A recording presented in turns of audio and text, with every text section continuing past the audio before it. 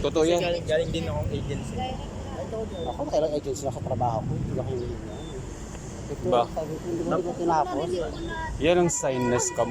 Pag Di ba yung cellphone ko may sa cellphone ko? Eh, Kinuha pa kayo yung sabi ko cellphone sa loob mo, bakit yung cellphone ko pinakailaman? Yung sabi ko, nag-delete pa kayo ng picture. takot sila.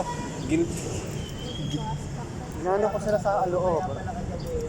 Guilty na. Bibigyan ako na pumunta rito. Sabi ko, nagtataka ako sa kanya bakit hindi niya kailangan ng requirements ko. Kasi tinanong ko siya, ano kung kailangan Uwian na. Mahirap yung gano'n.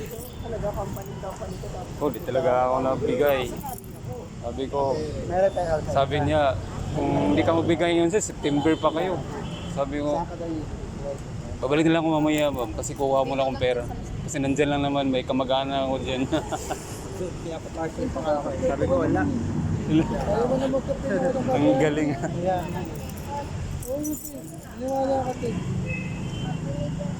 Ako, sir, mag-apply ka. Pag hintayin ng pera,